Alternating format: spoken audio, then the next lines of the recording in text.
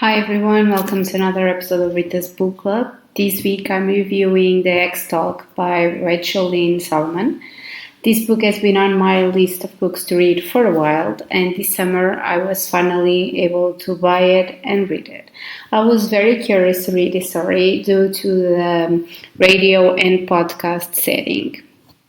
Shay Goldenstein has been a producer at her Seattle public radio station for nearly a decade, and she can't imagine working anywhere else.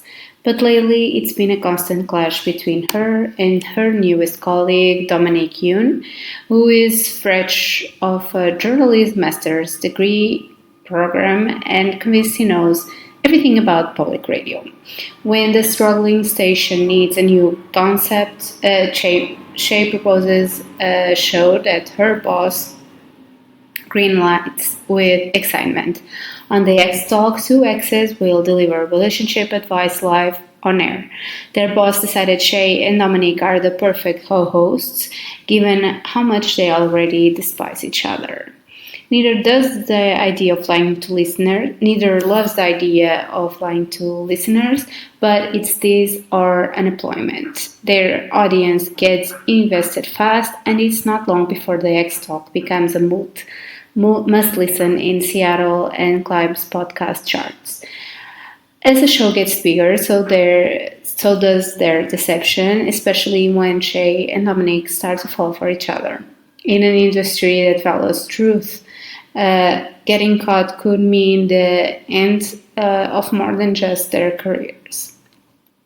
First and foremost, I have to say that I really enjoyed the way the book was written, especially when the podcast started, because we got a few transcriptions of the episodes, which was super cool. This way we get invested in the X-Talk and in Shay and Dominique's banter, and I even wanted to listen to the episodes. Here is an idea for a future marketing content, maybe.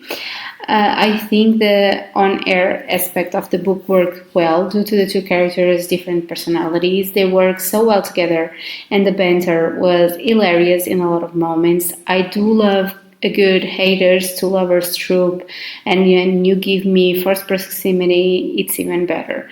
It was so cool to see them be friends and then feel all their sexual tension. They really got to know each other along the podcast airing, which was very well thought. I also really liked the different way they saw public radio and their work. Dominique was an idealistic journalist that believed in facts and the power a good story could have for public opinion. And Shay, as a producer and later a host, was more practical and looked at radio in an entertainment way. This difference made the compromise of hosting the podcast even more interesting for us as readers.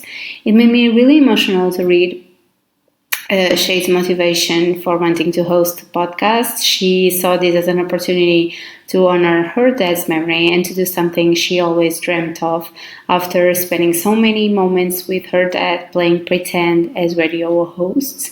It was really sweet that she was looking to fulfill this dream of theirs. And this brings the theme of grief into the story. I believe that one of the most beautiful podcast episodes that was described was the one where she brought her mom and new partner on her to talk about love after losing a spouse. It was really something else, and I felt like it was kind of closure for Shay herself to move on and understand her mom's own life. All in all, this was a sweet book and one of those romances that is both quirky and very lighthearted. It's perfect for anyone who is in the mood for a feel-good kind of story. I read this while on the beach, and I recommend doing that. As always, if you like this video, please like, comment, and subscribe to my channel. You can also follow me on Instagram at ritasbookclub for more content. Thanks for watching. I'll see you next week. Happy readings.